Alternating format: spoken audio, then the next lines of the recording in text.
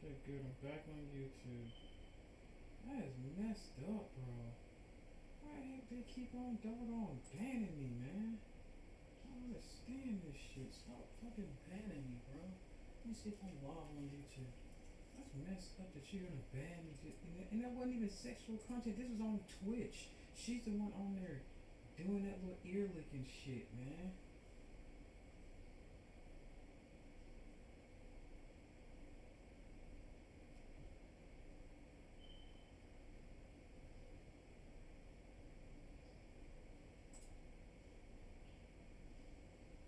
So cut the Chase TV doing it now.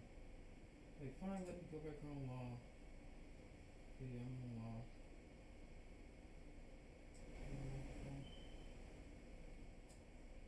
That messed up, bro. Dang, man.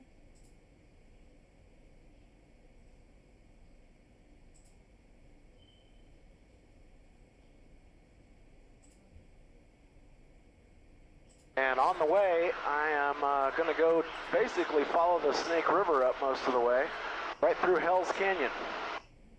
And as I came over that ridge, I could see the Snake River, and you looked a little further in the distance, and you could see the beginning of Hell's Canyon. And I mean, it just got more intense the further I went into the canyon. And after that, there were no roads. It was me and the canyon and the river.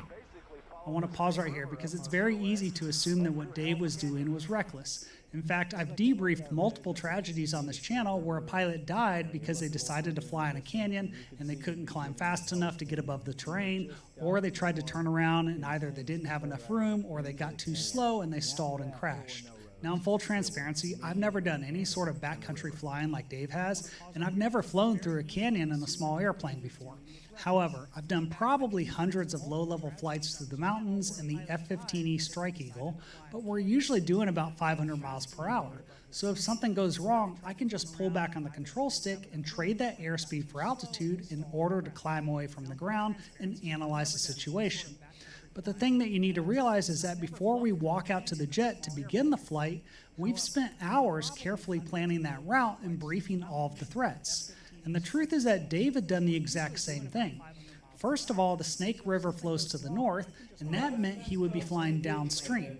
So as long as he followed the river, he wouldn't have to worry about trying to climb over any sort of rising terrain out in front of him. Second, Dave had taken the time to study the map, and he identified all of the landing strips that he could possibly use along the route in case something bad happened. That being said, even if he stayed above the canyon the entire time, the terrain in that area is so harsh that in some places, his only option would be to try to land in the river and hope that he could get out of the plane before he drowned. But now that you understand a little bit more about the plan, let's see what happened next. Have you ever wanted to see your home from space? With this free satellite Earth Maps tool, you can zoom right down to your exact address in just seconds. Imagine pulling up your neighbor. His only option would be to try to land in the river and hope that he could.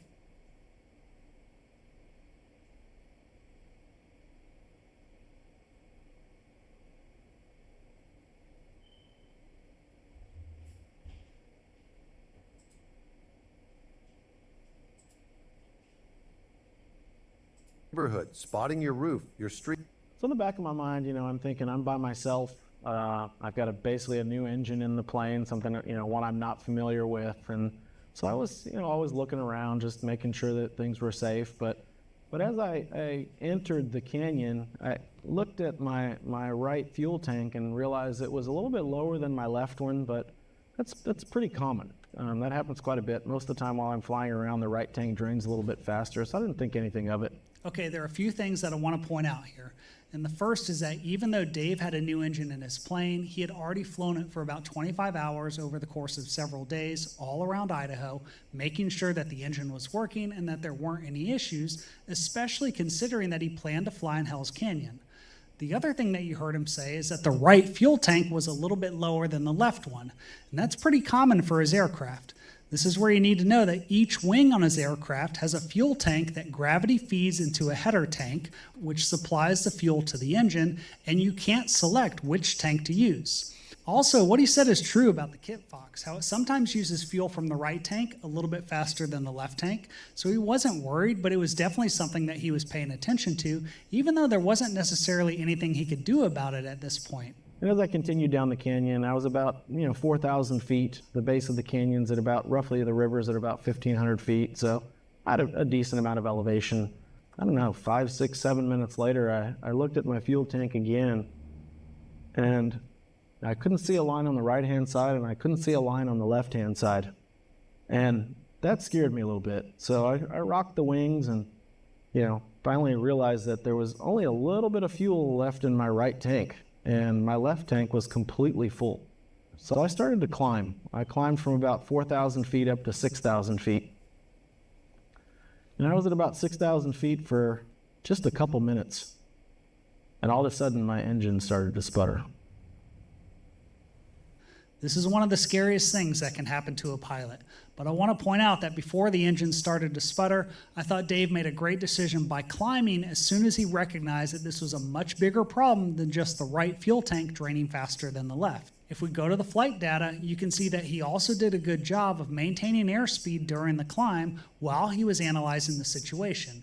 And it ended up taking him about 6 minutes to climb up to 6,000 feet, and then it was about 2.5 minutes after that before the engine started to sputter. Now, I'm not sure why he leveled off at 6,000 feet, because it's certainly possible that he could have climbed higher. But my guess is that he knew it wasn't going to make a difference, because it wasn't like there was a runway within gliding distance, and there wasn't a spot to land behind him. Either way, he was now in a very dangerous situation, and let's see what he did next. Before we continue, I want you to think about this for a second. If someone searched your name online right now, how much of your personal information would they find? In a lot of cases, it's more than people expect. Things like your address, your age, even connections to your job or family, and most of that information comes from data brokers, companies that collect that information and sell it to anyone willing to pay for it. And once it's out there, it increases your risk for scams, phishing attempts, and identity theft. That's why I use Delete Me, who is the sponsor of this video. Their team of privacy experts searches hundreds of data broker sites to find where your personal information is exposed, and they work to get it removed, not just once, but continuously. Looking at my latest privacy dashboard, Delete Me has reviewed more than 37,000 listings and removed over 200 exposures of my information from various data broker sites. I also get regular reports showing exactly what they found and what's been removed, which makes this a lot easier to manage. In fact, in my most recent report, they reviewed over 5,800 listings and handled the removals, saving me a lot of time and giving me peace of mind. So if you want to be more proactive about your online privacy, you can get 20% off all consumer plans by scanning the QR code on the screen, or by going to joindeleteme.com/debrief and using code debrief at checkout. And now let's get back to the video. And all of a sudden, my engine started to sputter. So at that moment, a lot of things went through my head. They talk about when you're in a traumatic experience, everything sort of flashes before your eyes. And that definitely was true in that moment. The propeller is still windmilling, but it's not producing any power. I tried to work the throttle, I tried to work the fuel pumps, see if anything would get that engine to fire back up again, and nothing was working. I thought Dave did a pretty good job here of getting past the initial shock of the situation in order to handle the problem. And what you don't see on his video, because it's edited for YouTube, is all of the troubleshooting that he was doing to try and get that engine to work again. Remember, aviate, navigate, and then communicate. And when it comes to aviating, he had to maintain control of the aircraft while he was analyzing the problem. And that's not easy to do when you're by yourself and flying down Hell's Canyon. But I want you to listen to his thought process regarding the situation. The tops of the canyon are at like 6,500 feet, so there's no way I'm making it out of the canyon.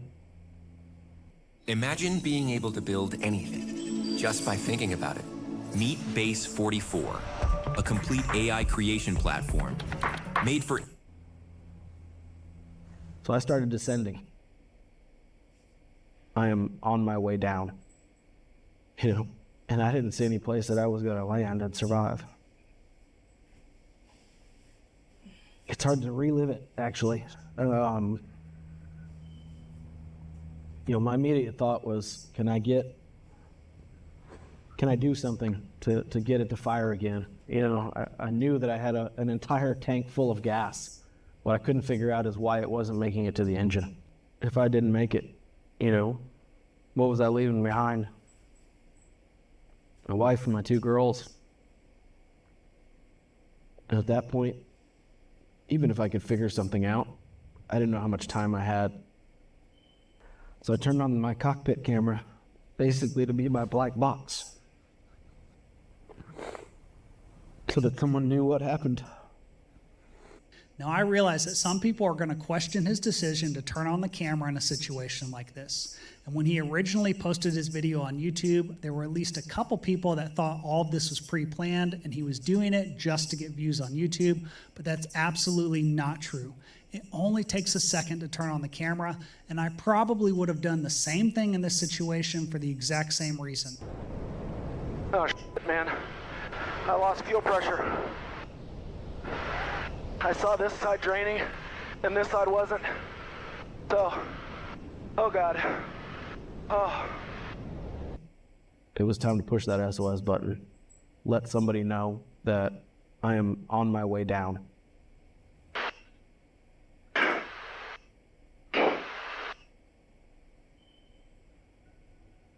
On both sides of me are just these sheer cliffs down into the river. And I'm just scanning everywhere I can think of. I'm looking, you know, over some smaller ridges. Is there anything in this other little valley? Is there anything up this valley? And I see nothing. And I'm just going through all the different scenarios of like, okay, if I land up a hill, the plane's gonna roll backwards. Can I jump out fast enough? You know, if I dump in the river, you know, make sure I open the doors so I can get out, so I don't go down with the plane. The device that you see Dave holding in the video is called a Garmin InReach, and it's something that he carries with him every time that he flies, and it has an SOS button that works over a satellite network that will alert the Garmin Response Center, who will reach out to your emergency contacts, but they also notify first responders, giving them your exact location. This is the communicate part of aviate, navigate, and then communicate. And once again, I thought Dave made a great decision here because it would have been easy to forget considering the circumstances.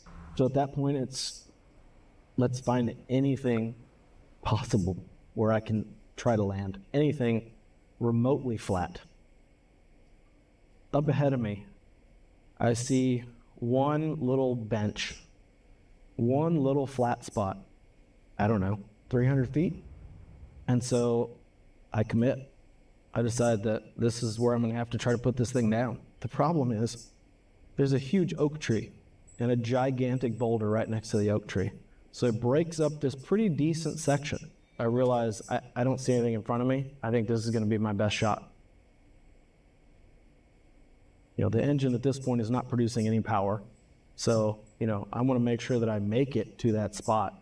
And as I make the turn, you know, I'm a little bit high, but I also, again, wanted to make it beyond this tree and this boulder, and so I had to kind of avoid those. And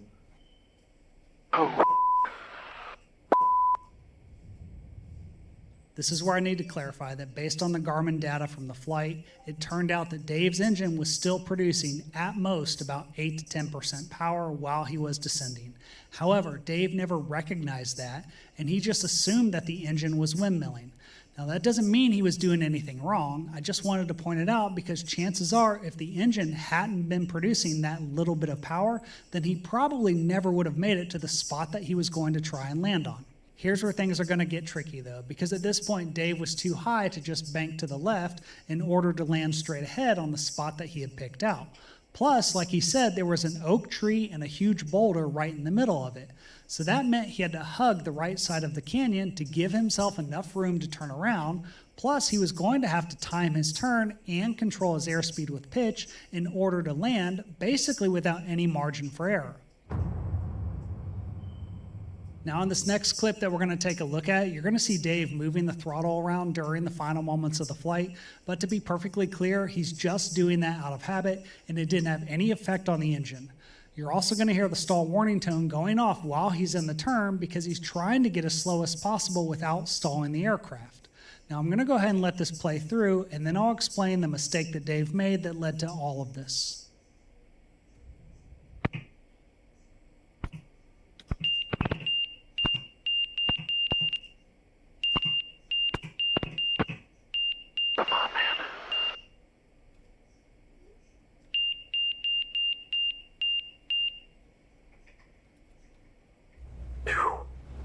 Holy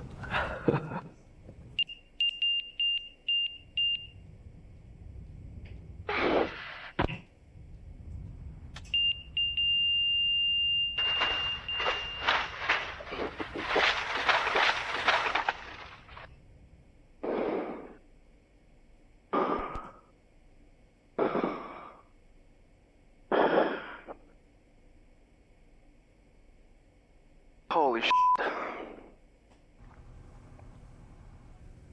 Installing the aircraft. Now I'm going to go ahead and let this play. Installing the aircraft. Now I'm going to go ahead and let this play through, and then I'll explain the mistake that Dave made that led to all of this.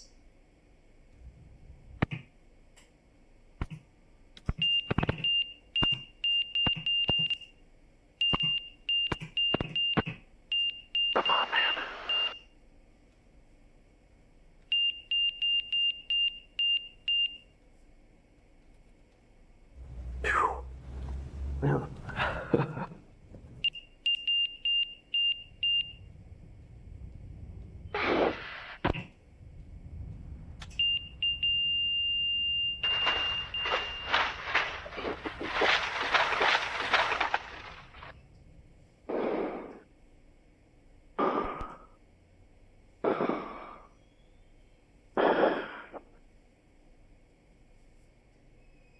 Holy shit.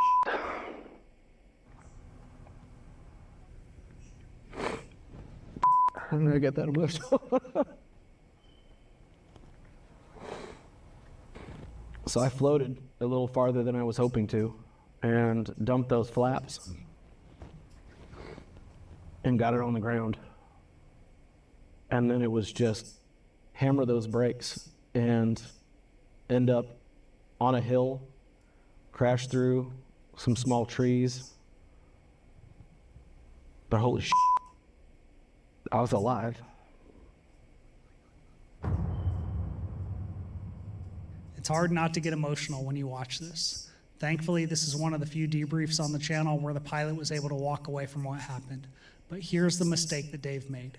You see, he refueled the plane just prior to the flight, and this is the fuel cap that Dave put back on the left tank when he was done refueling.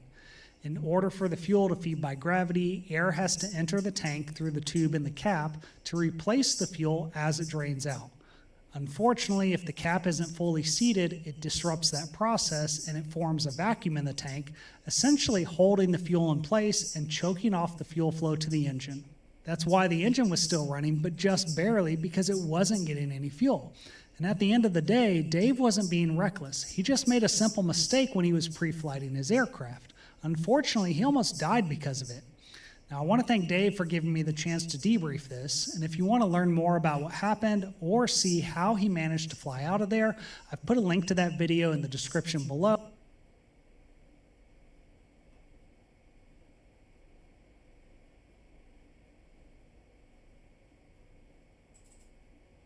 This is the perfect pair for your iPhone, and it replaces 3 different chargers. So when I travel, I don't pack extra cables, I don't have to pack extra bricks. This covers my phone, my watch, and anything USB Type-C. It's probably the most useful thing in my travel bag. This is the Ridge Magnetic Power Bank. It snaps on with MagSafe, so no cables, no guessing, 20-watt fast charging, 10,000 milliamp hours, and just locks in.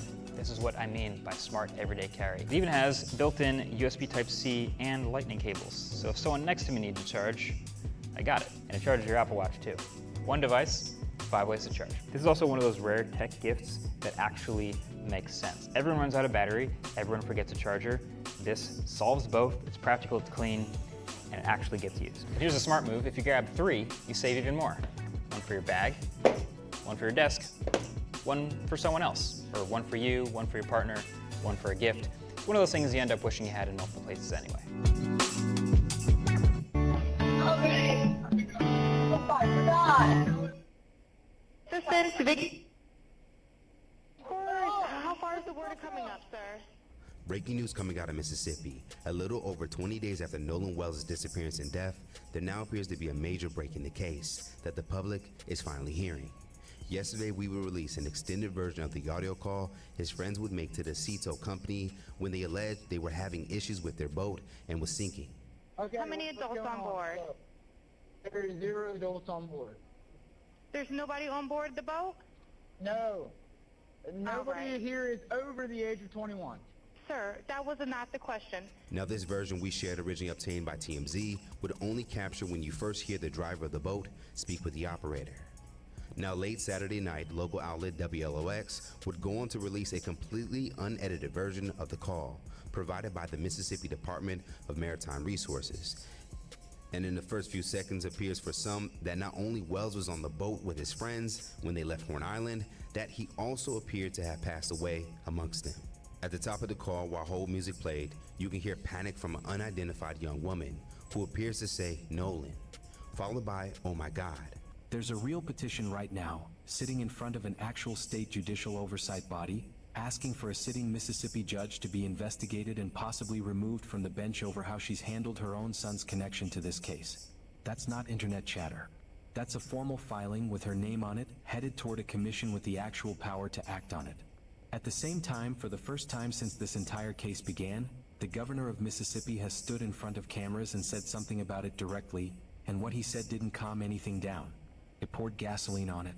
And running underneath both of those things, there's a video right now spreading across the internet, built on the same real audio real news outlets have been reporting on for days, that takes it one step further, claiming Nolan's friends brought his body back on their boat and staged his drowning. Millions of people have already watched it. We went and checked the specific claim at the center of it against every outlet that's had access to that same recording, and it doesn't hold up yet. Yet is doing real work in that sentence. We're not closing the door on it, we're telling you where it actually stands right now. We're going to walk through all three of these today in full, the same way we've handled everything else in this case from the beginning, because Nolan and his family deserve that same care every single time. Real evidence gets treated like real evidence. Political statements get held to the same standard as anything else said publicly. And a viral claim, no matter how many people have shared it, gets checked carefully before we ever repeat it as fact. We're going to play that section for you, walk through exactly what people think they're hearing, and tell you plainly what we found when we actually looked into it ourselves. That's coming up. Let's get into it. Here's why this update matters more than it might seem to on the surface. This case has reached the point where the loudest, most dramatic version of events is starting to travel faster than the actual documented one, and that's dangerous for everyone this touches, including people who've done nothing wrong.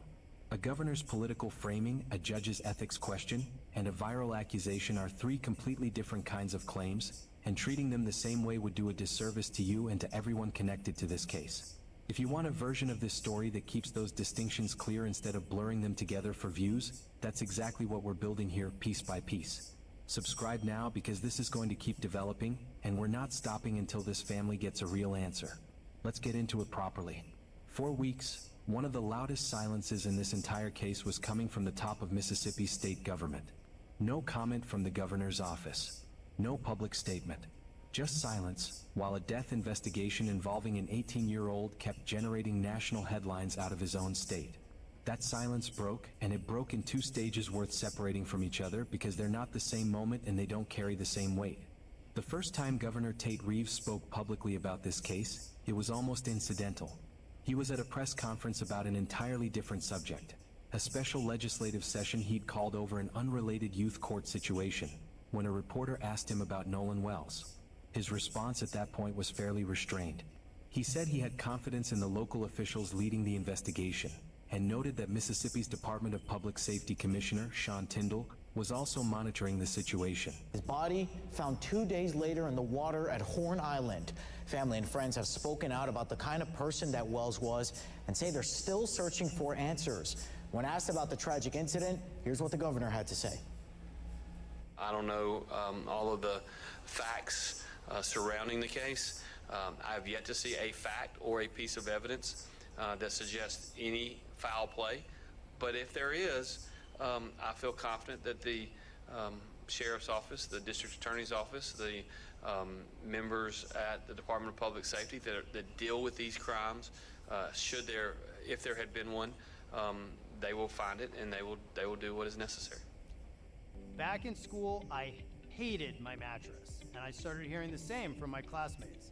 I was moving apartments, and every mattress I bought was either too soft, too hot, or $2,000 of regret.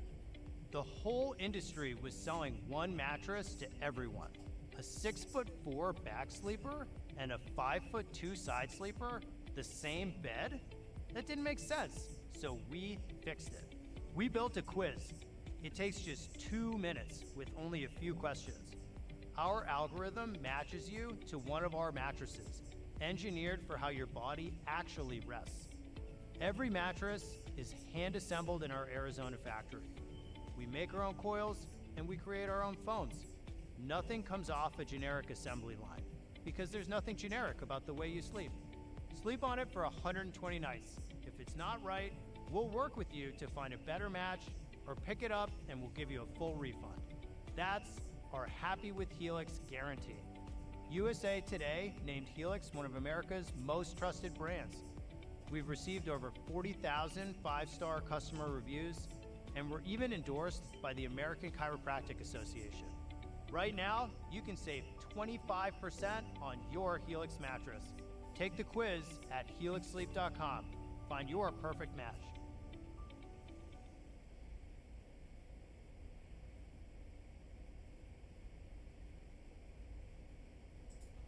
During a news conference with the family attorney, Ben Crump, we learned that Wells's parents and attorneys met with the Jackson County DA. That's it. They said the case Measured, will be turned brief, over the to a kind of grand answer you'd jury. expect They from an also elected said official they will trying do a not to joint say search too of much about Wells's an phone, active case in which was someone not else's with him at the jurisdiction. time of his The death. second time was different, and this is the part that's actually driving this chapter of the story. In a statement given directly to Fox News Digital, Reeves went much further.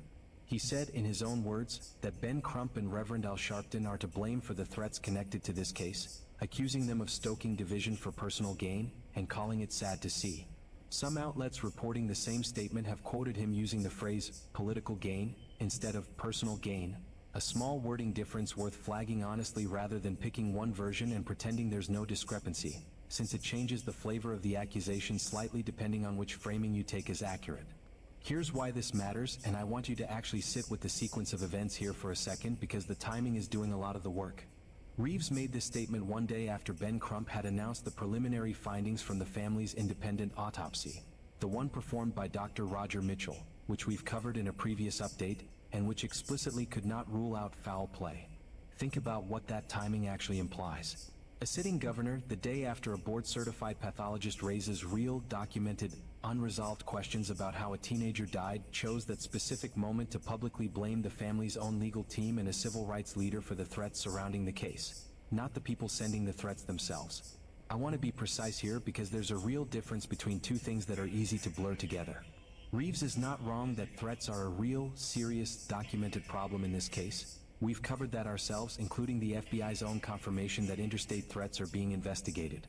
Mississippi's own Department of Public Safety Commissioner, Sean Tyndall, confirmed publicly that the FBI is investigating threats against public officials, potential witnesses, people who were with Nolan before he disappeared, and against Nolan's own mother, Christine Wansley.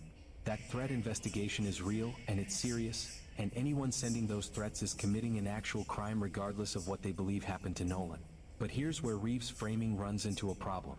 Placing responsibility for those threats on Crump and Sharpton, rather than on whoever is actually sending them, is a specific choice, and it's one authorities themselves have not backed up. As of this reporting, no investigator, no law enforcement statement, and no part of the FBI's own confirmed statement has linked either Crump or Sharpton to the threats being investigated. Neither man had publicly responded to Reeves' comments at the time this was reported. That silence from their side doesn't confirm or deny anything either. But it's worth being just as careful about an unaddressed governor's accusation as we would be about any other claim in this case. There's a bigger piece of context sitting underneath all of this that's worth naming clearly, because it changes how you should see everything else in this part. This week, a local prosecutor confirmed that a grand jury in Mississippi will formally review the circumstances of Nolan's death before any of the evidence gathered so far is made public. On Thursday, Mississippi District Attorney Angel Myers McIlrath would speak out about the case and would defend the pace of the investigation as it would now be presented to a grand jury when it's complete. I understand the public's urgency to know what happened to Nolan, but we are not taking time for time's sake. We are taking the time required to complete the work this investigation demands. Since Nolan was reported missing, local, state, and federal law enforcement agencies have worked around the clock investigating what happened to him. Every piece of evidence must be examined, Every credible lead must be followed to its conclusion. Every witness interview must be analyzed in context of all other evidence. The pressure for answers does not change what the work requires. I also understand that many people have questions about why more information has not been released publicly. In Mississippi, the rules of professional conduct restrict the information a prosecutor can release during an investigation. Our restraint in communicating facts and evidence is not an effort to keep the truth from the public. It is an effort to protect the integrity of this investigation in the grand jury proceeding. As your district attorney, I have an ethical obligation to avoid public statements that could influence witnesses, prejudice a proceeding, or compromise the fairness of the legal process. My obligation extends to and requires me to use reasonable care to ensure investigating agencies avoid making those statements and releasing information as well. These rules exist to protect the search for the truth, not to prevent it. When the public asks, what about this, or have they looked at that, or did they think about this, the answer is yes. Those are the same questions investigators ask. The difference is that we can't publicly discuss the evidence, the interviews, or what those efforts have uncovered while the investigation is underway. That's a real procedural step forward in the actual investigation. Separate entirely from the political back and forth happening around it. It's worth holding both of those threads at once. The investigative process is genuinely moving. The political rhetoric around it is heating up at the exact same time from multiple directions, and those two things are not the same story, even though they're unfolding on top of each other this week. Now let's turn to a controversy that's more contained than the governor's comments, but arguably more concrete, because it doesn't rest on political framing. It rests on public statements a sitting judge made herself, under her own name, and on an actual code of conduct she's sworn to follow. Ashley Cole is a chancery judge for District 16-2 in Mississippi. Her son, Warren Hudson, was with Nolan on Horn Island the day he went missing. Weeks into this case, as online rumors were spiraling, Cole posted a lengthy public statement, explicitly identifying herself as a judge, laying out a timeline of that day, defending her son's account, and stating plainly that no one in her family was impeding the investigation. She wrote that Warren last saw Nolan around 3 p.m., that the group left around 4:30 when their boat started taking on water, and that Nolan made his own decision to stay behind and return later with a different group. Here's why that post created a real, separate problem that has nothing to do with whether anything she said was actually true. Judges in Mississippi, like judges almost everywhere, operate under a code of judicial conduct that generally restricts them from commenting publicly on active investigations, specifically because the public needs to trust that a judge's authority and a private citizen's personal opinions stay clearly separated. Cole has no official legal role in this case. She's not the judge presiding over anything connected to it, but she invoked the specific credibility of being a judge, writing "Yes, I am a judge" directly into her own post, while defending her son in a matter tied to an active death investigation. That combination is exactly what judicial ethics rules exist to prevent, regardless of the underlying facts about what happened to Nolan. This has moved past online criticism at this point. A formal petition has been filed on change.org, addressed specifically to Mississippi's Commission on Judicial Performance, asking for a full investigation into whether Cole's conduct violated the state's Code of Judicial Conduct, and requesting that the commission consider discipline, up to and including removal from the bench, if serious violations are found. It's worth pausing on something the petition itself does that a lot of the commentary around this case hasn't managed to do. It doesn't claim to already know the answer. It states plainly that whether Cole's statements actually violated the code is a question for the commission to determine, not something the petition is deciding in advance on its own authority. That's a meaningfully more careful posture than most of what's circulating about this case, and it deserves to be acknowledged for that. Cole herself has responded directly to the criticism. She's acknowledged being a judge, said she values transparency, and apologized if anyone was offended that she temporarily deactivated her social media in the middle of all this. She's also pointed to something worth sitting with for a second. She and Christine, Nolan's mother, graduated from the same high school and come from the same community. Her framing throughout has been that she was trying to correct rumors with facts, not interfere with anything. Here's how I think this actually nets out, and I want to separate two questions that keep getting collapsed into one in a lot of the coverage of this. First question: did Judge Cole's public statements create a legitimate judicial ethics concern? Based on everything that's actually been reported, and based on what the petition itself lays out, That's a fair, serious, real question, and it's now sitting with the body that actually has the authority to answer it. Second question, does that ethics concern tell us anything at all about what happened to Nolan Wells, or prove some kind of active cover-up? It does not. A judge speaking publicly when she probably shouldn't have is a real problem, with a real process now underway to address it. It is not, on its own, evidence of anything having happened to Nolan beyond what's already been documented. Now let's talk directly about where the single most serious claim in this entire case actually came from, because it deserves to be named plainly rather than quietly worked around. There's a video circulating widely right now that goes well beyond raising questions. You put Aiden's hair in a ponytail. The rubber band. I put a rubber band on part of my hair and it's off. I know what you're gonna say. I'm trying to tell you. Yeah, I had the dog on get some of the hair out my face with these dreads. Simple, so modern, good. I'm gonna get like 3 more of those. If your belly blows up like a balloon every time you eat, you have what doctors call a poop trap. It's where 15 pounds of poop is stuck in your body right now. But when you do this for 7 seconds, it all comes out. This is the quickest way to clear out stuck poop. Look at this. Everyone knows the colon has twists and turns, right? But what nobody talks about is this specific bend right here. Doctors call this the splenic flexure, but I call it the K-bend. It's the sharpest turn in your colon, and exactly where poop gets stuck for millions of people. Here's what nobody tells you. This isn't just another curve. According to the Cleveland Clinic, this sharp bend is one of the most common places where waste and gas gets trapped, leading to bloating, pressure, and constipation for people everywhere. Watch what happens. When poop hits this K-bend, it has to make a hard turn. And unlike the other curves in your colon, this one acts like a speed bump that brings everything to a halt. The longer poop sits in this K-bend, the more water is absorbed from it, making it harder and drier, so it gets even more stuck. See, poop is like cement. As long as it keeps moving, it stays soft. But when it gets trapped at the K-bend, it hardens fast. And when 5, 10, even 15 pounds of waste backs up behind this blockage, your belly has nowhere to go but out. That's why you're bloated even though you barely ate, because your K-bend can't soften and push through the hardened poop on its own. And here's the worst part. Fiber makes it worse by...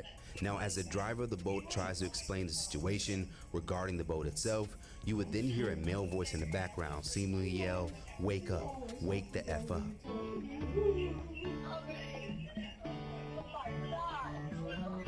Detail assistant, Vicky speaking. How can I help you? Hey, we're at the west tip of Horn, and our village pump stopped working. We're sinking. Can you all please come? We have a membership. All right, of course. How far is the water coming up, sir? It states, using the exact words "known fact," that Nolan's friends brought his body back to shore on their boat, that someone can be heard on the recording saying he's dead, and that the group then staged his death to look like an accidental drowning.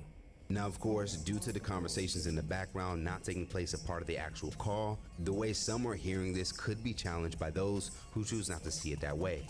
Now, as an attempt to better make out the background chaos, we will remove the hold music at the beginning in an edited version. To connect you.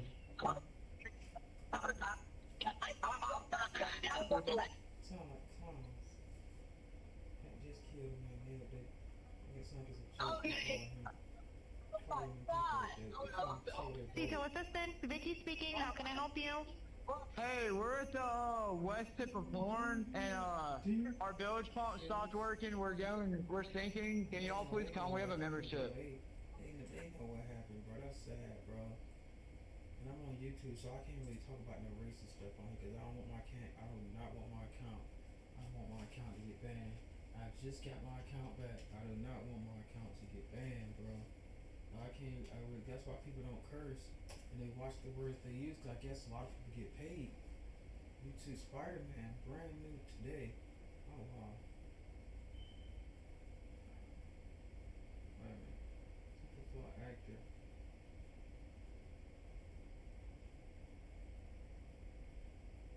That's not no super team, bro. Oh man. That ain't no damn super team. She collapsed. What's going on? That's so pretty. I'm gay. Fans have been left questioning everything they thought they knew about Alabama Barker after the young rapper made a shock confession about her sexuality. That's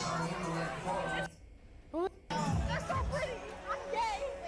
Fans have been left questioning everything they thought they knew about Alabama Barker after the young rapper made a shock confession about her sexuality. This is fire. This is the vibe.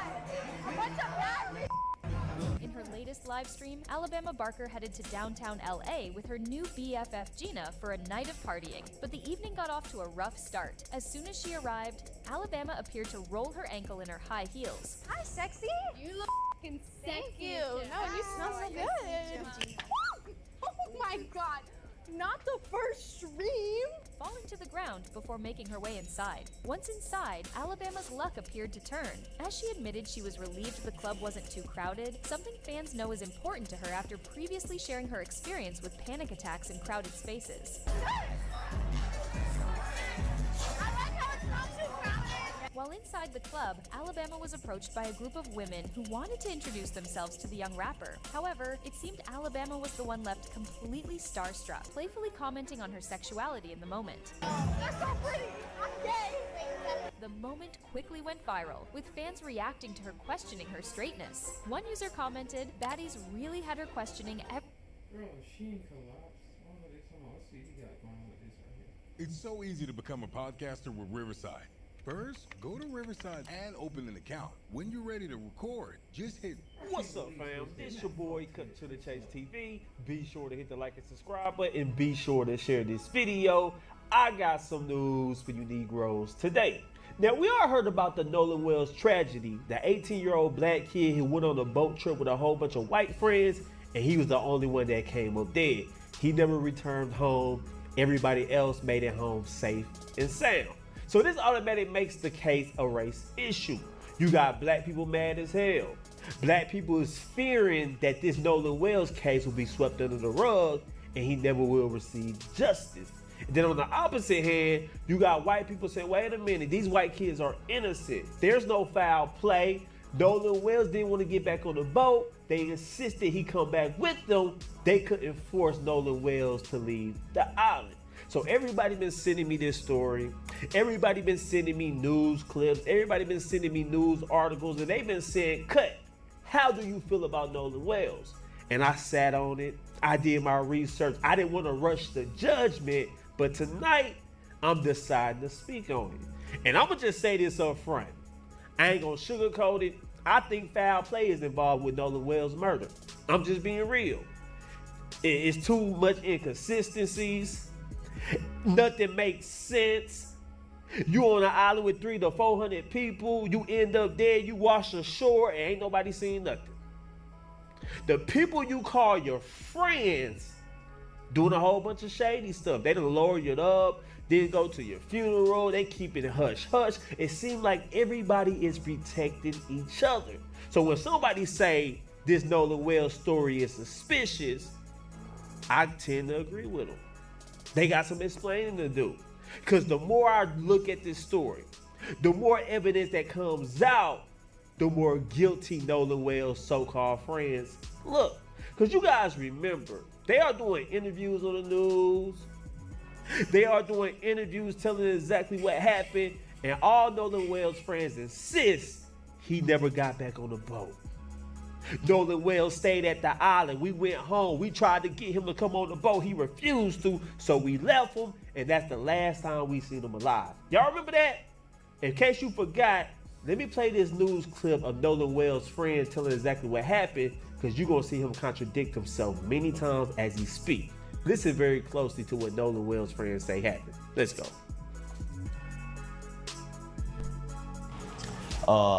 Nolan was sitting by the boat with that Katie girl, and my buddy yelled for Nolan, get on the boat. We're leaving. The boat's having issues. And no, he didn't say that, but he was panicking. Nolan, get the F on the boat. Get on the boat. And Nolan said, no, I'm staying out here. I'm gonna ride in with somebody else. And it's not uncommon to hear, but it's not like my buddy asked him one time. My buddy asked Nolan multiple times to get on the boat. Nolan, get on the boat. Get on the boat. We're leaving. If you're coming, you got to come now. And Nolan made a decision to stay out on the island. It's not. Now you see that? Nolan Wells' so-called friend is said, before we left the island, we was yelling at Nolan to get on the boat. Nolan, get on the boat. Nolan, we finna go. Nolan, come on. And Nolan said, you know what? I'm going to stay back. I'm kicking it with my lady. I'm going to find another way home. And his friend said, fuck it, we left him. That's the story he's telling. Remember, he's saying Nolan never got back on the boat. And this new evidence, man, it's gonna tear a hole in that story. But let's continue. Not like we just left him there, or my friends just left him there. Nolan made a decision to stay on the island after my friends asked him multiple times and told him to get on the boat, and he decided to stay. And I heard the girl that he was with, Katie, had text somebody that she heard people yelling Correct. for Nolan to get on it. Is that true? And I have a picture of that. She texted my buddy, and the next day everybody was panicking and everybody's texting Katie, you know, because she was obviously seen with Nolan the whole day at the island. Katie sent a message to my buddy the next day and said, you know, this is the last time I saw him, you know, he's really sweet. But she also mentioned that the last time she saw Nolan was when my buddy was yelling at him to get on the boat. Now, you see that? He admitted that the girl Katie says the last time she seen Nolan was when they was yelling at him to get on the boat. She said that's the last time she ever heard from Nolan. They was yelling at Nolan to get on the boat, and they went their separate ways, and Nolan Wells is now dead. So the friend is doing these interviews.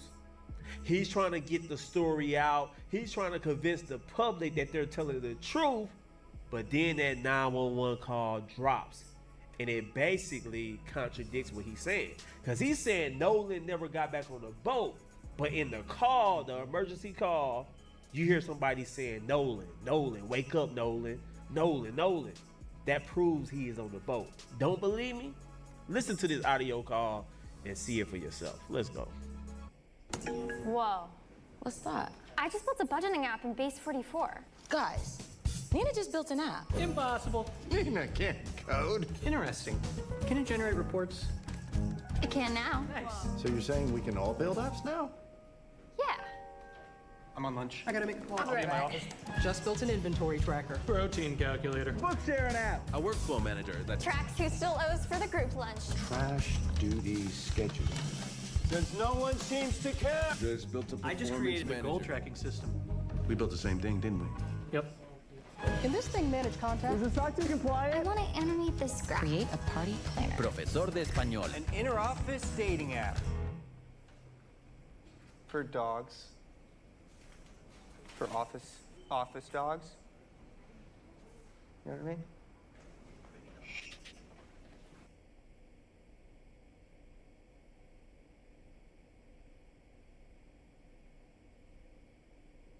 If you got hit, even if you were not driving, you need to try this.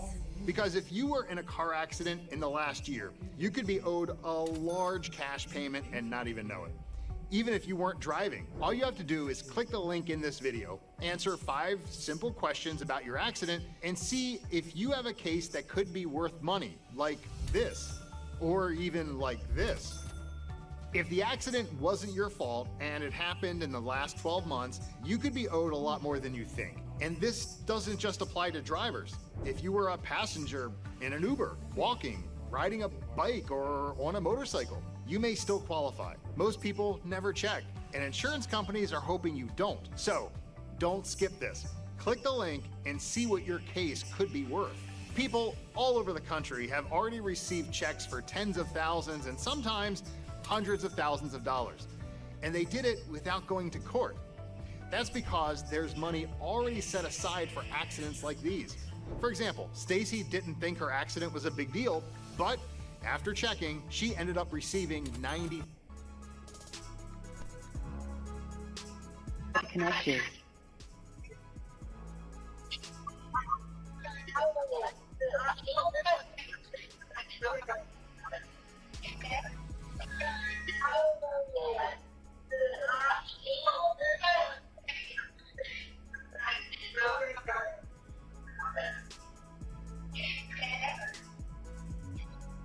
Now let's stop it.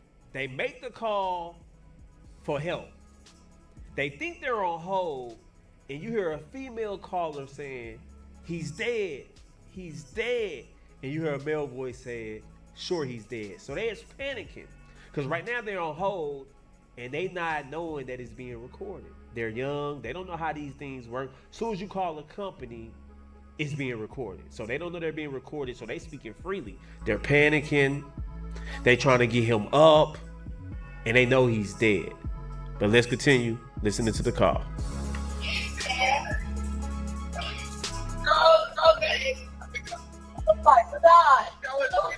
Cecil Assistant, Vicky speaking. How can I help you? Now let's stop it. Before the operator starts speaking, you hear them say, "No, Nolan. Oh my God, Nolan." But I thought they said he wasn't on the boat. I thought they said Nolan Wells never got back on the boat and they left him at the island. Somebody's lying. And if these guys are lying, what are you guys are hiding? Now I get you're young. 4th of July, you might be drinking. But somebody got to explain how this kid ends up dead. And y'all told us y'all left him on the island. But on the emergency call, we hear y'all saying, Nolan, no, Nolan, oh my God, Nolan. That proves he's on the boat. Now, that don't mean murder. But that means you guys knows exactly what happened. So let's continue. Hey, we're at the west tip of Horn, and our bilge pump stopped working. We're sinking. Can y'all please come? We have a membership. All right, of course. How far is the water coming up, sir? Can you give me a description? Ankles? Hello? Hey. Yes, how far is the water coming up, sir? It's coming up. We're just sinking. I don't know. Like we're going down now. All right, well, let's get you going. Membership number or phone number listed on the account, sir? I don't know the phone number. It's either Jerry Atkinson. I think it's Jerry Atkinson. Try that. All right. I know we have a membership, like, guaranteed. I don't have the tag unless on you here. have a It got ripped membership off. number or anything, it's okay. I'll get you over to the captain. What's the best phone number to reach you at? Reach me at 2. All right. And is everybody on board in good health otherwise? Yeah, everybody's How on many? board. All right. Do you need the United States Coast Guard? What? Do you need the United States Coast Guard? No, we do not need that. All right. All right. Do you have your current GPS coordinates? Let me get a look. If not, I can send you a text message. So you hear that as he's talking to the operator, you hear people speaking in the background and they're panicking. Oh my God, check his chest. It shows that there's somebody needing emergency help. Somebody is in a world of trouble. And many people assume that it's Nolan Wells. So it's starting to look like Nolan Wells passed away and they like, fuck it. Threw him in the water. Let's go back home. Yeah, that's what it sounded like to me too, bro. That's what it sounded like to me too, bro. There's some evil folk in the world, bro. They'll do you like that, bro. Who do you think is your friend, man? If they'll do you like that, then who the fuck is your friend? That's what you gotta ask yourself. If they're people, so-called people you trust, and the dog gonna let you die in front of them, and then throw you in the water, in the river? Bro, some evil people, man, bro. That's you gotta think. You don't have friends, man. They'll do that. How much space I got? Oh man. It says I can't even see how much space I got. Shit.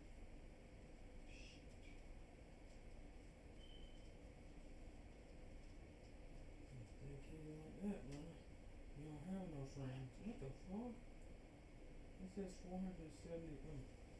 It says free space 470 gigs.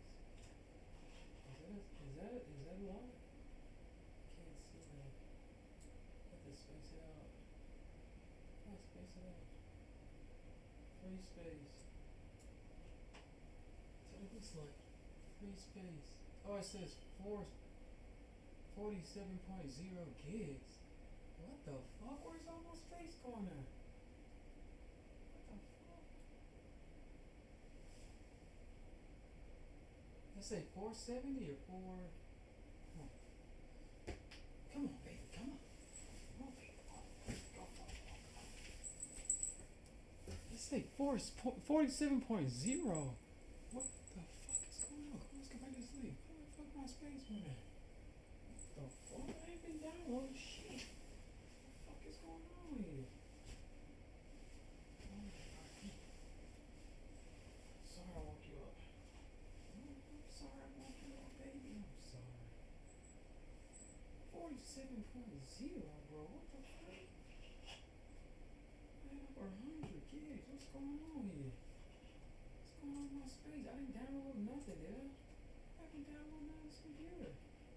I only have 47 gigabytes on my C drive.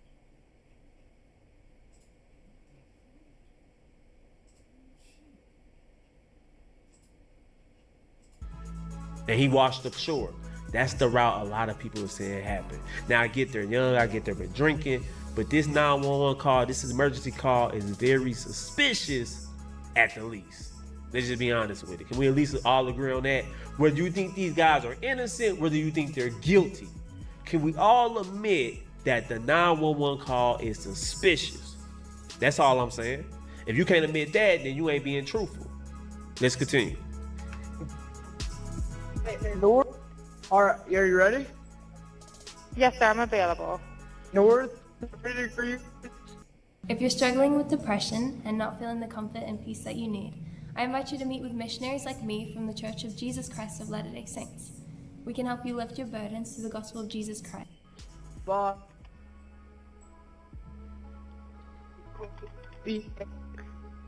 4672.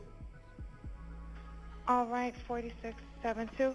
All right, and you were breaking up a little bit. Can you just repeat it one more time to make sure I have it correct? Sorry, look. Hello, can you hear me? Yeah, what? So you're breaking up. If you need assistance, do you have a VHF radio? No, we do not have a VHF radio. All right, well, let's try to get you going because you don't have good cell phone reception. Can you verify your coordinates one more time? Okay, my coordinates are 30 degrees by 14.684 north, and then west by 88 degrees by 46.79. Right, it looks like you're on Horn Island, correct? Are you Yes, on we are Horn at Horn Island? Island. Yes. All right, is the boat sinking or you have it aground? We are sinking, yes. Is it aground is the question? No, we're not aground. We are in Okay. 17 foot of water. We're in 31 foot of water. All right, have to ask. What do you want to do? Do you want to be towed back? I want to get this boat unsank and towed back, yes. All right, where would you like it towed to, sir? You can tow it to Ocean Springs Harbor, or Fort Bayou launch. All right, how many adults and children on board? No, there's no children. So, is there anybody on board? How many adults, sir? That was the question.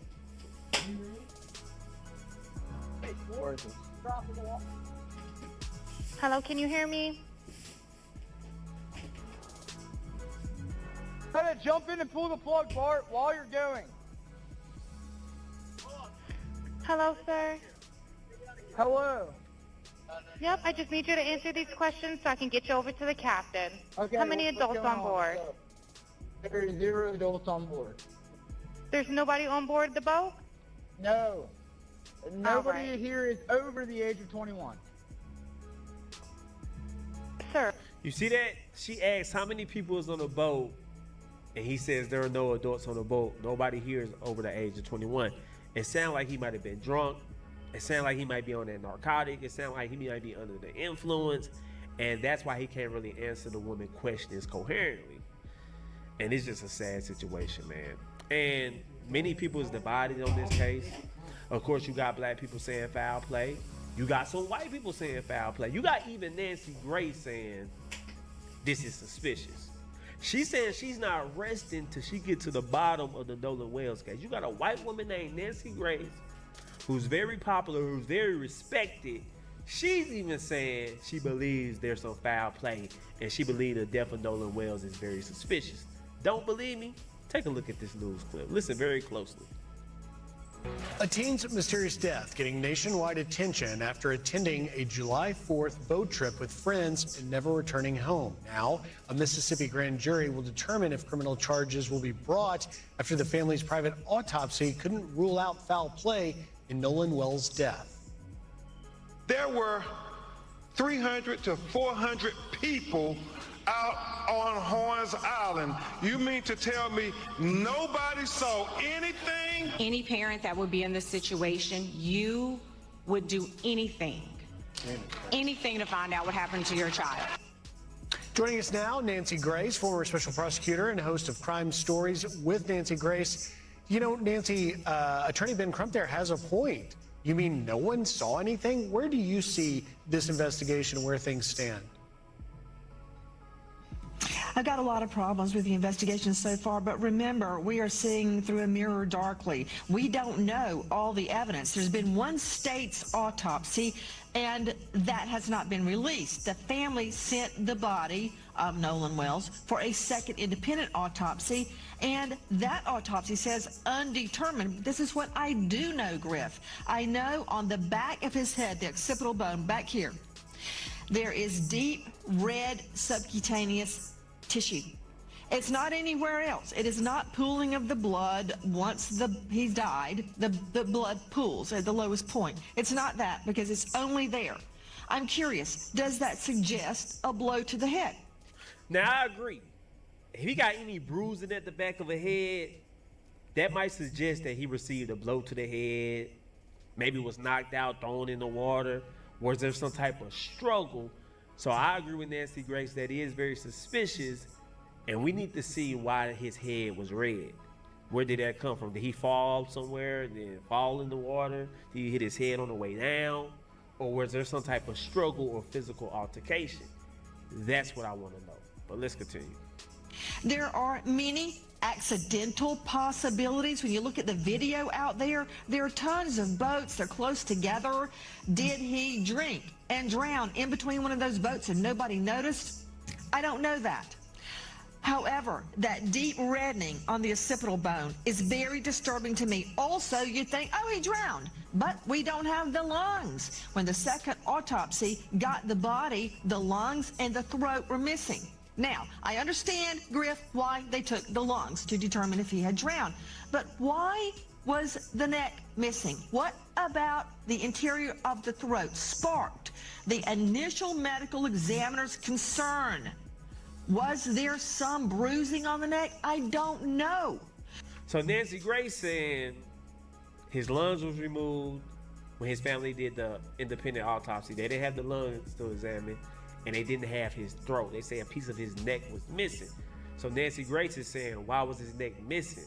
Why wasn't his neck given back to the family to do their autopsy? Did the original autopsy show signs of trauma on his neck, so they kept it?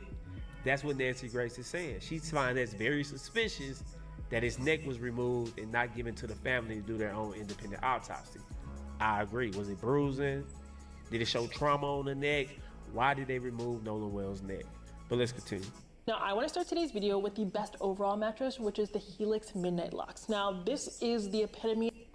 So right now, it could go in so many different directions. But let me tell you this. The call that the friends made when they were returning without Nolan, they say he wanted to stay and be with a friend girl he just met. She, Katie, says, no, he left with his friends. I got a problem right there. That's a conflict in the testimony. But when you listen to the call the other friends made, they called Seatow, S-E-A-T-O-W, and said, we're sinking. In this newly released sound, you can make out somebody saying, wake the F up. What does that mean? I'm not resting till I find out if that's real. Has it been doctored? And if it is real, who are they talking to? There's so many questions that you raise, Nancy, and as someone who's investigated these things, you know which questions to ask. I want to take you back, though, because that marking on the back of his head is not insignificant, as you rightfully point out, because also the size of it, right? It's like a 12 by 8. I mean, it's not a small clue in this. Expand on that a bit, if you will. Yes, that's perfect. Right there is showing exactly where the reddened tissue is, and is subcutaneous under the skin. Now, as we all know, in an autopsy, the skin is pulled away from the body to look at the tissue underneath the skin. That's where the second medical examiner, doctor, found it. Many people are arguing it was a blow to the back of the head. Many people argue he fell, hit his head on the boat, and went over. Well, if that happened, didn't anybody see him? So it's going to boil down to witness testimony and what that neck truly reveals. Again, why did the first medical examiner keep that part of the body? It was not sent to the second autopsy. That raises my antenna. There's a lot of hate going on around this case. It's very hard to understand. Again, it could be accidental. It may not be. And we can't stop the investigation until we know. This young man was 18. You know how old my twins are? 18. And I would be lying on the front of the courthouse steps screaming for an answer till I got one. Be sure to like and subscribe for all the Fox News. Man, Nancy Grace was kicking it real. I agree with her. It's a contradiction. The friends is saying Nolan Wells never got back on the boat. He wanted to stay behind and chill with a lady friend he just met. The lady friend is saying, hell no. The last time I seen Nolan, he got back on the boat with his friends because they was yelling and screaming at him to get back on the boat. So Nolan went with them, and now he ends up dead. And they are saying he was last seen with me. I am saying he was last seen with them. So yeah, it's a contradiction. It screams foul play. Either the screams foul play or it screams accidental drowning, and some people are trying to cover it up. Maybe they was underage drinking. Maybe they was playing them little games kids play where you shove somebody in the water, it turned back. I don't know, man. All I know is what the friends are saying doesn't make sense, and they need to be held accountable. Because the public is not going to let them rest. Black America is not going to let them rest. Black America is riding with Nolan Wells. They want justice. All that accidental contradictions in everybody's story, holes in everybody's story, that ain't going to cut it. His friends going to have to come better than that because they're not convincing anyone. They're not even convincing white America. I'm just being real with you. But anyway, guys, those are my thoughts about this whole situation. I want to know how you guys feel about it.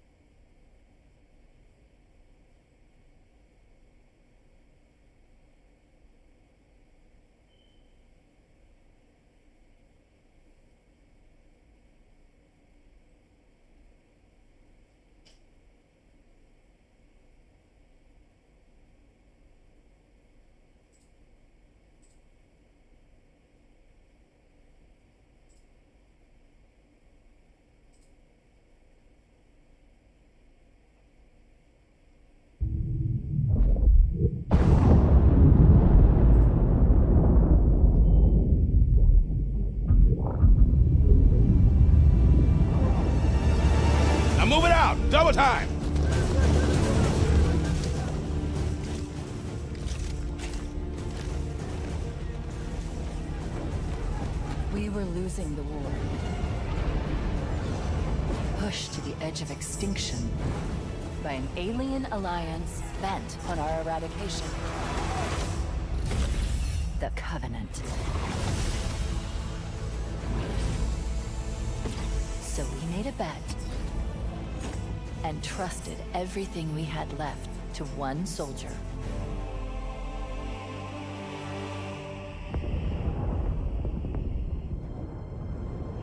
Those of us who managed to escape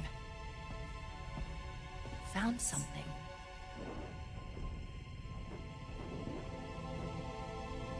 It wasn't refuge. It was something ancient. Beautiful. And dangerous.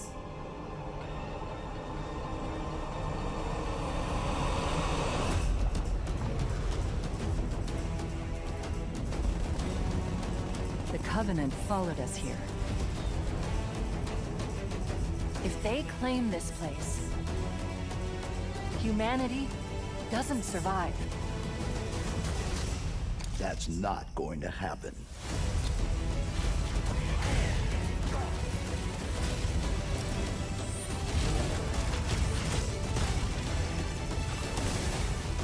You are more than your armor. More than your mission. And more than they can handle.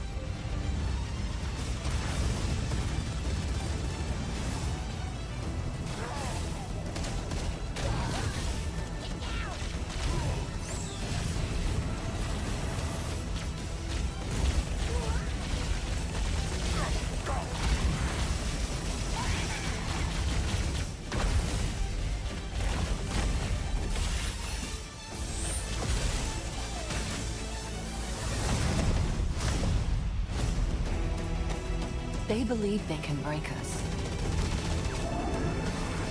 They believe the fight ends here. They're wrong.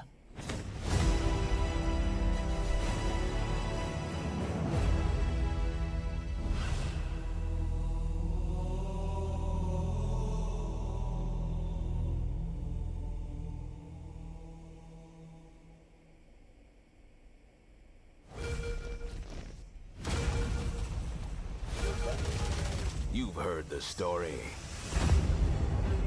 Halo, the Chief, stuff of legends.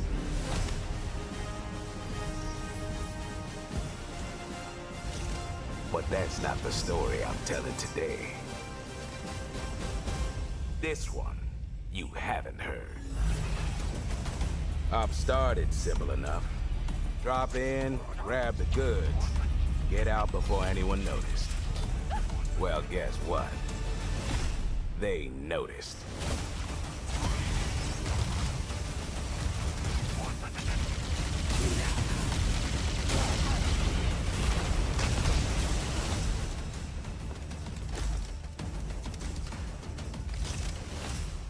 Now you ready to get to it? You served long enough. You learn to read a battlefield.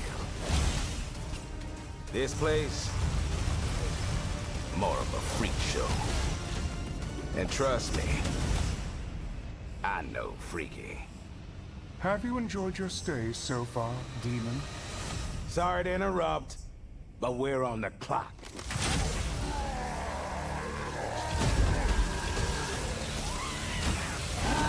The thing with simple jobs is, they always get complicated. The plans change. Odds get worse. My advice, bring a Spartan.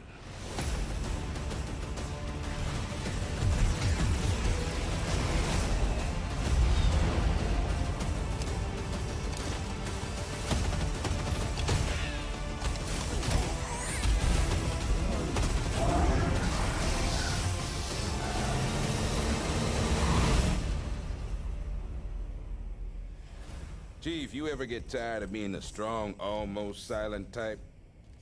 No.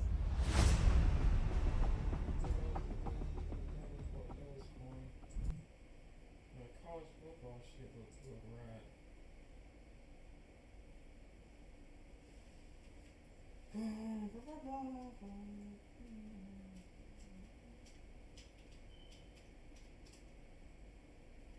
That looks dope right there, see? Oh shit. That shit's 7 fucking bucks. A century of futility is forgotten. The Indiana Hoosiers are the kings of college football.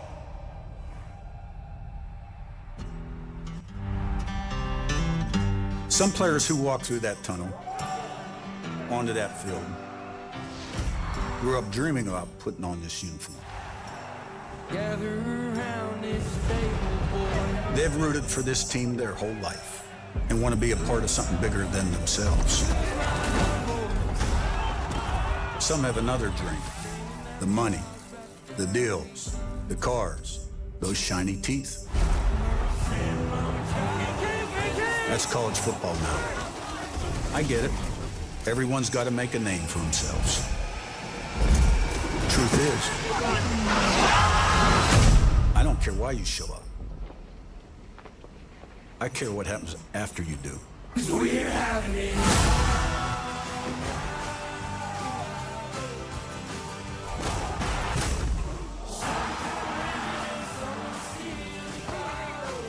I care if you love to compete. If you want every advantage. And if it turns into one thing on Saturday, winning. That's why I want you here.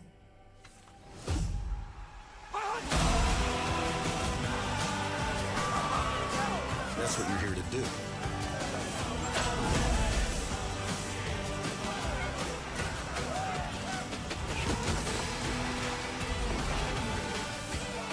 And there's no better place to do it.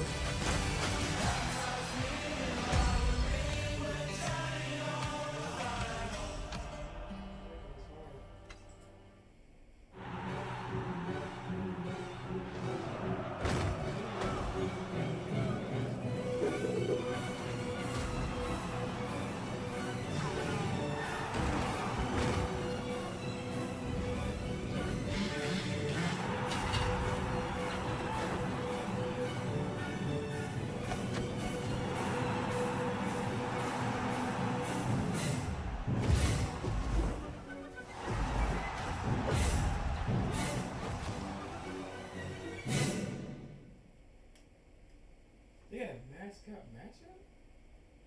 Oh, let's see. What's up?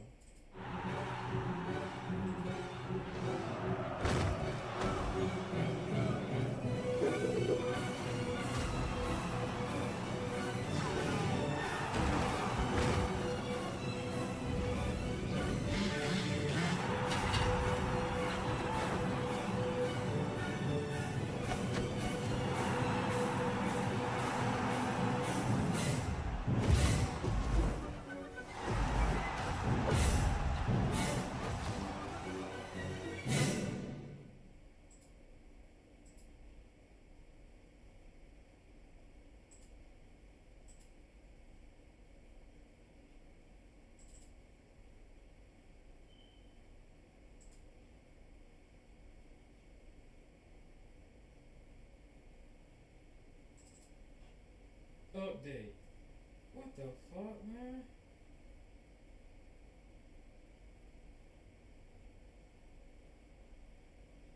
Play Madden 22, you gotta update. Everything's update. Damn, I can't even play Madden 22 now. You gotta fucking update that shit, man.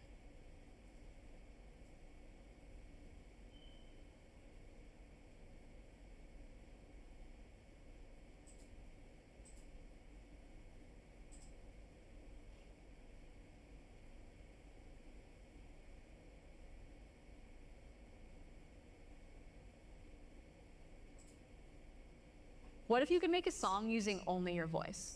Let's start with the drums. I'm gonna hit drums and click cover. Yes. This is good. Okay, perfect. I feel like this song needs a rhythm guitar. Dun, dun, dun, dun, dun, dun, dun, dun, dun, dun. Changing it to guitar. I'm gonna type in rhythm guitar.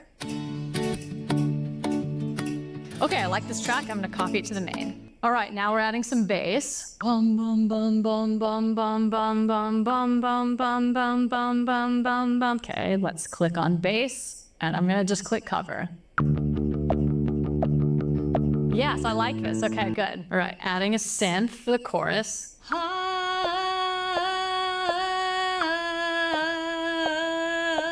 We'll sing ambient synth. Ooh, that's awesome. Okay, I'm gonna copy the synth to the main track. Let's add a shaker. I'm going to click on percussion, and here I'm just typing in shaker and clicking cover.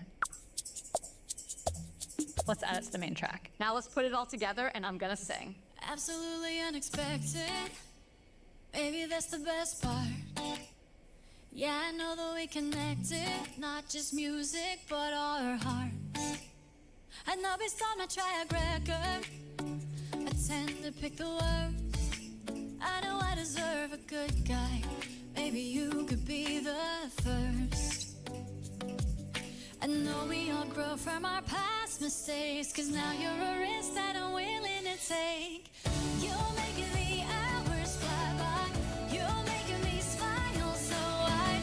Now I've never felt more like myself than when you joined me with your spell. What if I don't have to hide?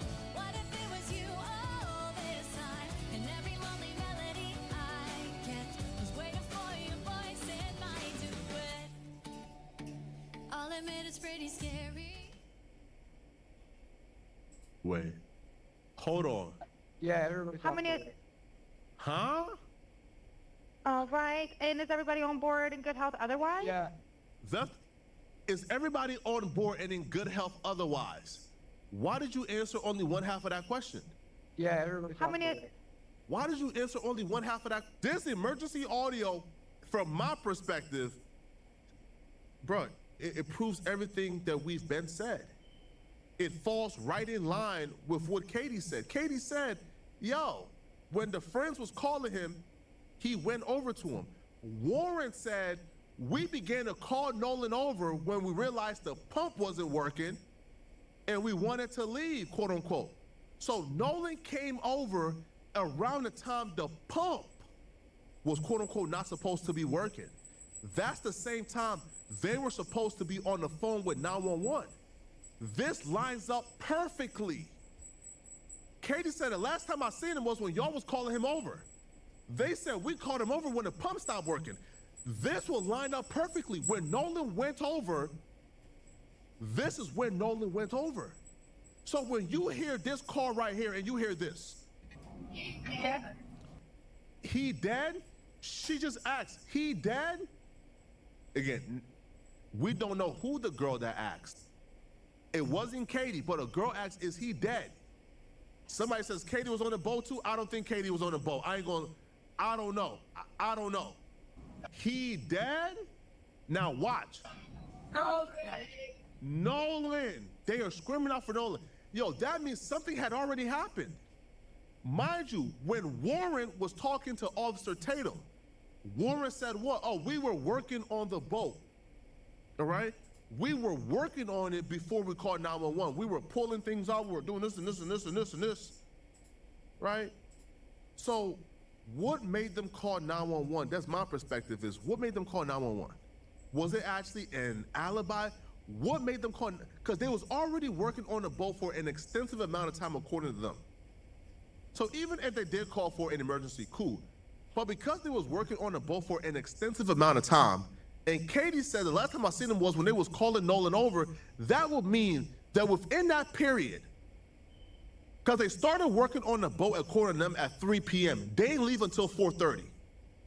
So that means for an hour and 30 minutes, potentially, they could have done whatever they did to Nolan and then dump them all. That 911 call was around 3, I believe, right? So they said the boat stopped working at about 3 p.m. They didn't leave at 4:30. Katie says she did not see Nolan after they called him over. That means from 3 to 4:30, we don't know what happened to Nolan, but we know a 911 call where somebody is screaming, Nolan! In my opinion, from my ears and what I'm hearing, again, this is my opinion, right? This is my opinion, right? Because we know how you lawyers do, right? The mama a judge, the daddy a doctor, we know how you, this is in my opinion, okay? My opinion. When you listen to the audio, they're screaming, is he dead? Nolan! Imagine being able to build an app with your name on it, just by thinking about it. Meet Base 44. Here, watch this. Yeah. He dead? Nolan. On the fight die. Oh my God. Nolan, get up. Chief Assistant, Vicky speaking. How can I help you? And then once they realized they're on the phone, all that nonsense stopped. Ain't that a coincidence? When they realize they on the phone, everything stops. Right? So they don't know, right? The dispatch is still recording. The dispatch starts recording as soon as you dial. As soon as it starts to ring, they record it. Right? So they panicking, they doing what they gotta do. Then as soon as the dispatch say, hello, everything stops. Everything stops. Hello? Everything stops. Everybody knows to be quiet now.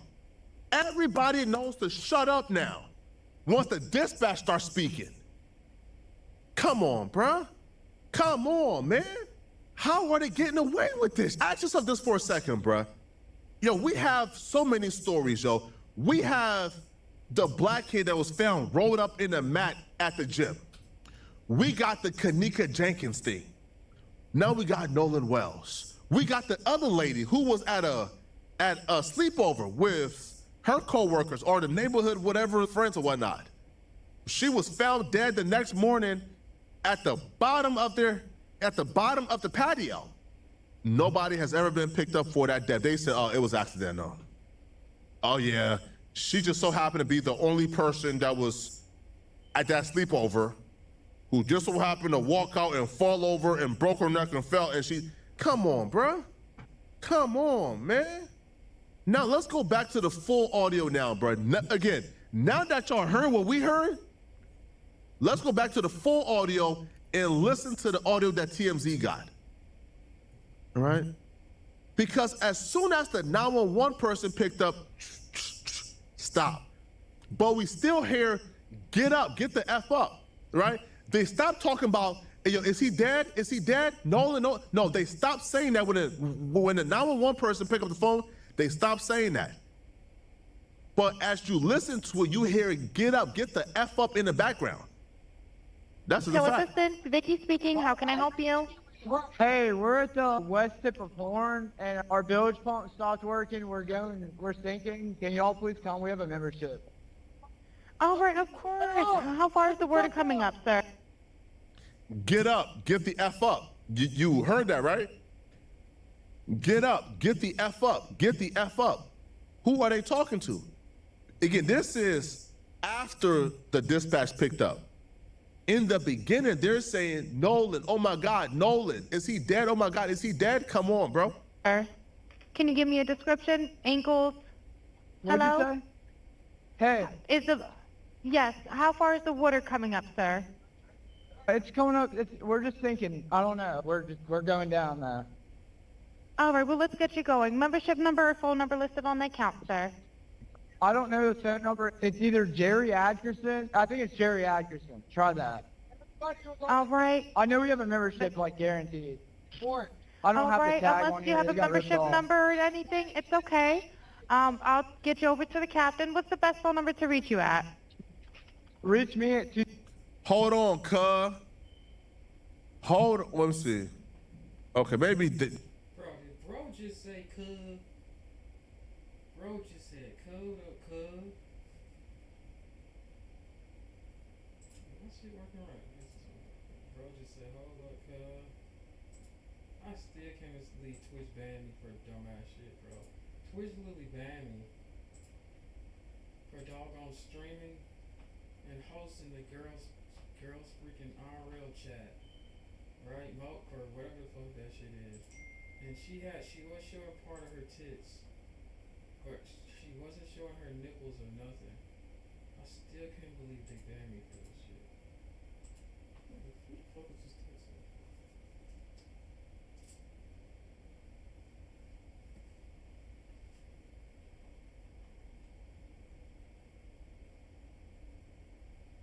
That's messed up, man. They banned me for some dumbass shit like that, bro. You literally banned me, and now I'm in suspension for a whole freaking day because of that dumbass shit. That's so freaking stupid, bro. Proceed on. No, okay, they muted it. All Okay. right. And is everybody on board in good health otherwise? Yeah, everybody's How on many? board. All right. Do you need the United States Coast Guard? What? Somebody says go to Chronicle Speaks. Again, the only part of that that's suspicious is the get up, get the F up. They're saying get up, get the F up after the girl is inquiring, is he dead, is he dead, is he dead? Come on, bro. Somebody says go to Chronicle Speaks. So Chronicle Speaks apparently has a clearer version of the particular audio in the particular call, man.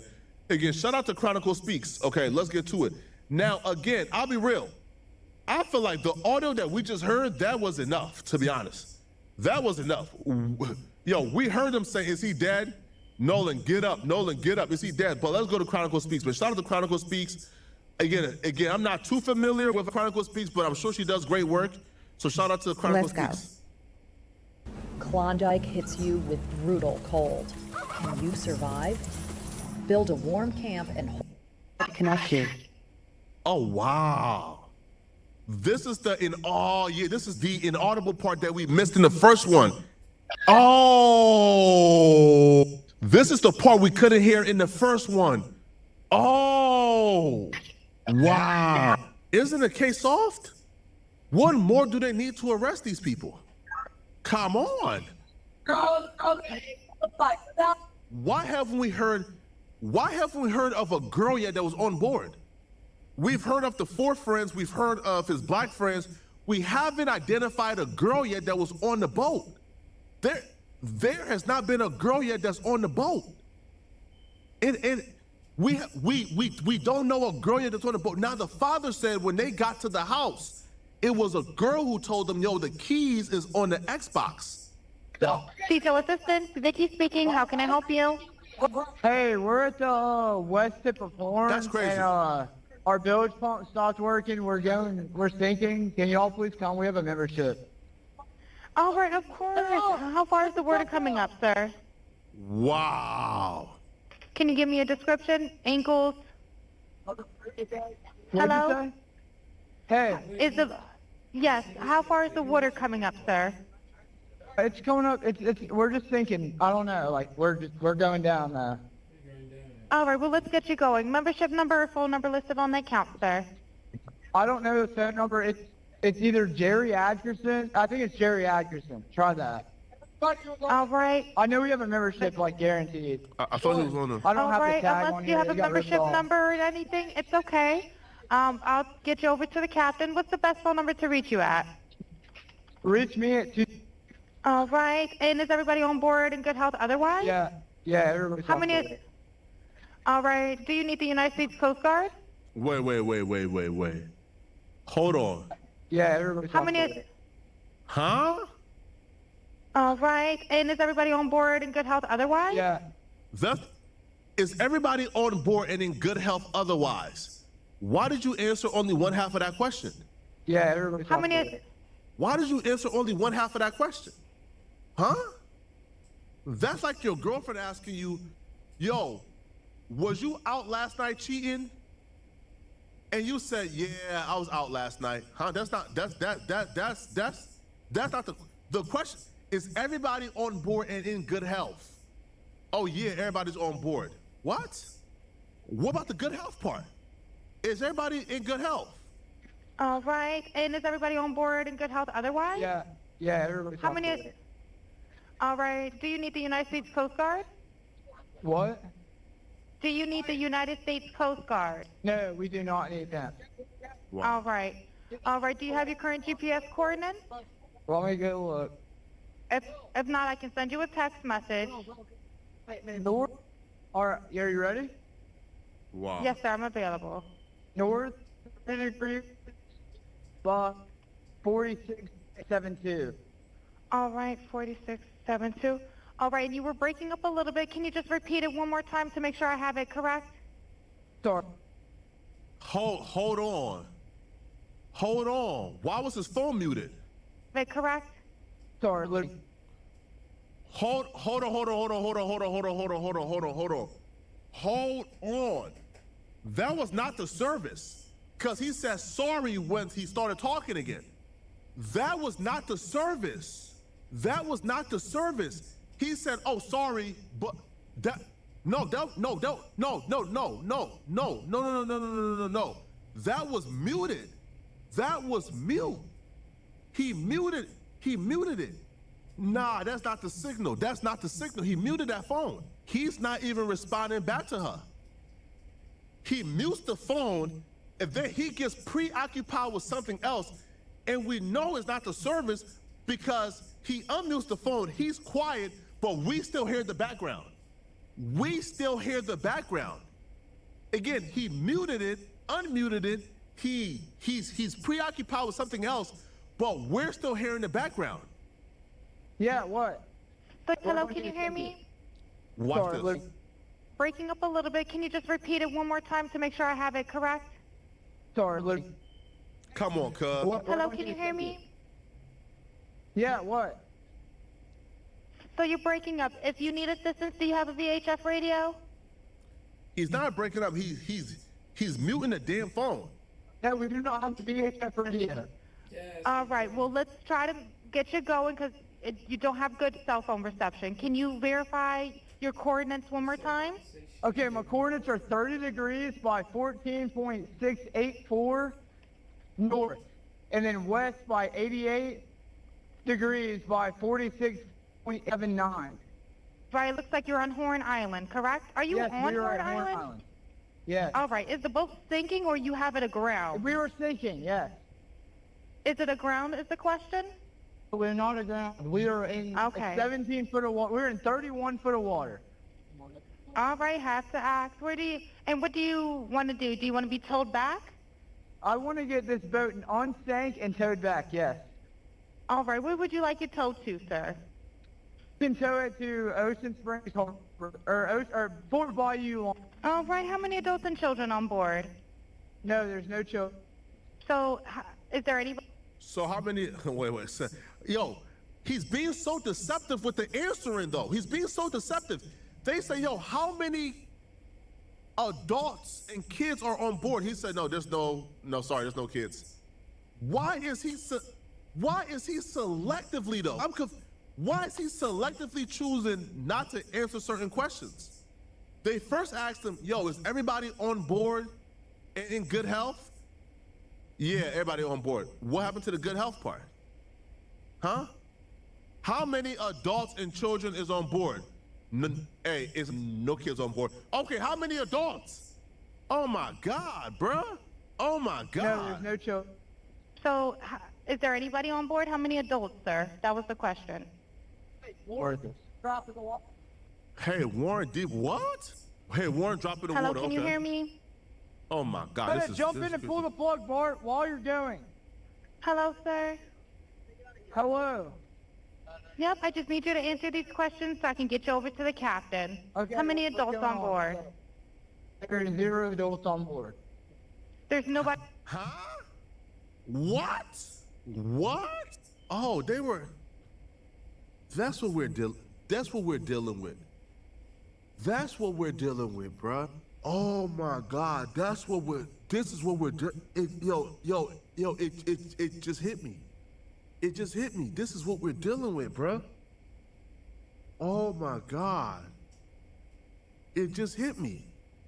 During Officer Tatum's interview, Warren said, we were driving that boat like 30 to 35 miles an hour, or no, like 30, no, I think he said like 42 miles an hour. right? Like when they was trying to get them out of there, they started driving at like 42 miles an hour. And I asked myself, hold on, man. They're all drunk.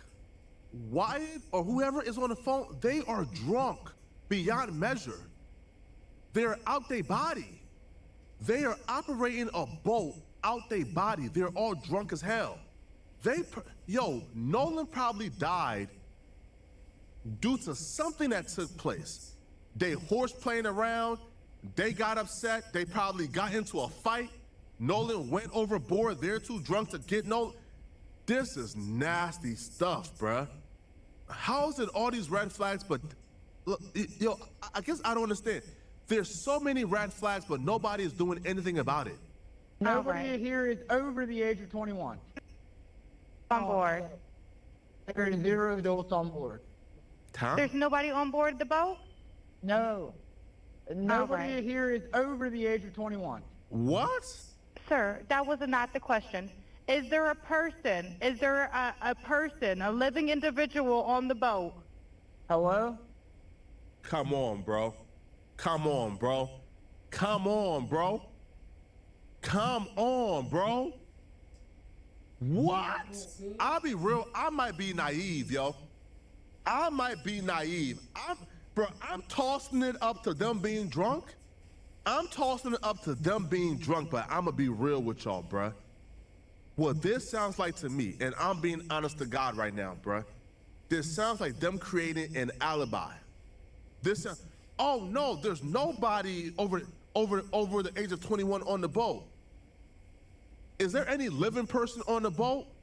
Bro, like how do I answer that, bro? Bro, like how do I answer that? Bro, no. Hey, hello? Huh? It sounds like he's muting the phone to figure out what to say, unmuting it, not responding. Cool. Questions that should be how many adults and children are on the boat? There's no children on the boat, sorry. Okay, how many adults are on the boat? There are no adults on the boat, sorry. Sir, are you saying there's nobody on the boat? No, I'm saying there's nobody over 21 on the boat. Okay, cool. How many living people are on the boat? That caught them off guard. Cause bro ain't know. Should I also reveal if there's dead people on the boat? Nah, this is some nasty stuff, man. A living individual on the boat. Wow. Hello? Is there a living person, someone breathing on the boat? Is there anybody on the boat? Yes, there's lots of people breathing on the boat. All right, how many people? This game, you're not ready for it. Huh? What? Hold on, bro. Wouldn't the appropriate question be, or the answer be, everybody is fine on the boat? There's lots of people breathing on the boat, meaning there are some people who aren't breathing, or there's one person who's not breathing. These are not usual answers to these questions, bro. These are not usual responses. These responses are not normal. Based on the line of question that you've got, these are not normal responses. These responses are deceptive. These responses are being deceptive and avoidable. This is not the usual response to, are there any live people on the boat? Huh? What? Okay, he didn't understand when I said, are there any people alive on the boat? Are there people breathing on the boat? Oh yeah, there's a lot of people breathing. What? Somebody says he's high as I don't know, bro. People, sir. Like 7. All right, thank you. Does everyone have life jackets on or available to them? Yes, we have life jackets available. All right, verify what boat's sinking. A Triton, 22-foot offshore, 22-foot Triton offshore sea flight hull. All right. Please hold. I'm transferring you to the local captain now. Wow. This is Captain Seth. Hi, Captain Seth. This is Vicky from International. How you doing today? Doing good. How are you? Good. I apologize ahead of time. I really do. You're going to have a fee for service come up under Jerry. Okay. It sounds like a bunch of kids on board on Horn Island. He's letting me know that his father's a member, but he can't give me any information. And he's saying the boat is sinking, and he's on Horn Island. It's just unfortunate. He's just a kid. There's a lot going on. So he said there's about a lot of people on board. He says he thinks about 7. I'm guessing they're all under 18. Right. And I'm not trying to be rude. He wants you guys to go out there and unpump the boat and then tow it in. Do you know what kind of boat it is? He said a Triton 24 footer, but that's all he can give me. Okay. All right. Yeah, I just actually got off the phone with his grandpa, who I'm guessing is the owner of the boat. And Is it he Jerry? said that yeah, Jerry. Yeah, he said. Okay. I just hung up with him. He said that they don't need any help right now, but if something changes, they'll call me back. So I'm guessing that they may have figured it out because that's what he said. That What? So why were they on? Wait, hold on, cuz. So why were they on the phone? Wait. Why were they on the phone if they didn't need help? Why were they on the phone if they didn't need help? Hold on, cuz. with his grandpa, who I'm guessing is the owner of the boat. And Is it he Jerry? said that Jerry. He said, Okay. I just hung up with him. He said that they don't need any help right now. Yo, they probably, bro. Yo, they called Grandpa, told Grandpa what's up. Grandpa said, man, y'all better not have nobody come out, man. And have the Grandpa spoken? Do we know who the Grandpa is yet? Have the Grandpa came out and said, yo, what's going on? That's crazy work. Why would you call if you didn't need help? Why would you stay on the phone and answer weird questions like that in a weird way if you didn't need help? And then they call us race hustlers and grifters if we say, hold on, this don't make sense, bruh. This just don't make sense. These people have been inconsistent. It's been contradictions. It's been sketchy, sus stuff at every turn of this. But yet they tell us we as race hustlers and grifters, it just doesn't make sense. It just doesn't. The last time you seen him, she's seen him with y'all. Cool. Well, he ain't come with us, so we don't know where he is. He disappeared in thin air. We took his phone, but yeah, we was expecting him to reach us. How? The beginning of the 911 call is somebody saying he's dead. Get up, get the F up, get up. Nolan, oh my God, Nolan. They stayed on the phone for 10 to 15 minutes, muting the phone, unmuting it, muting the phone, unmuting it, answering the questions very slick, avoiding questions, being deceptive and coy, and then at the end of it, the grandfather says, oh, we don't need help, sir. What? But if something changes, they'll call me back. So I'm guessing that they may have figured it out because that's what he said. So they're in a panic and the boat won't crank. Yeah, they're in a panic. He's saying the bilge is not keeping up. I asked for Coast Guard. He said no, but he's just really upset on the back end. And I get it, it's a kid. He just doesn't understand. Do you still have him on the line? Yes, I still have him on the line. And again, he couldn't give me anything regarding his grandfather's membership, so it's just under Jerry fee for service. Okay. All right. Yeah, I just talked to if you want to, we're so tied up right now. We can't really do any non-member jobs right now. Is Jerry a member? Did you find out if he was a member or not? Yeah, I'm not sure if it's his boat or what. I'm not sure what's going on with it. But yeah, transfer the kid over. I'll talk to him, and then I'll call his grandpa back as well. All right. And did you want me to look up Jerry's membership number or anything like that to see if he's up? I know you guys are You can try his cell phone number. All right. Yep. It's Jerry. Yeah, he's an active member. Hold on. What kind of boat do you have on there? Same boat? Yeah, he's one of your members. Yep, 22-foot Triton. All right. I'll just disregard this one. I'm going to send you over an accurate one under this Jerry Ackerson one, okay? He's one of your members. You'll get in a couple minutes, okay? Wow, this is bad. Okay, perfect. All right. And yeah, just transfer this kid over whenever you get a chance. All right, transfer him now. Thank you again, Captain. All righty. Stay safe out there. It's crazy. Have a drink. Oh, it's wild.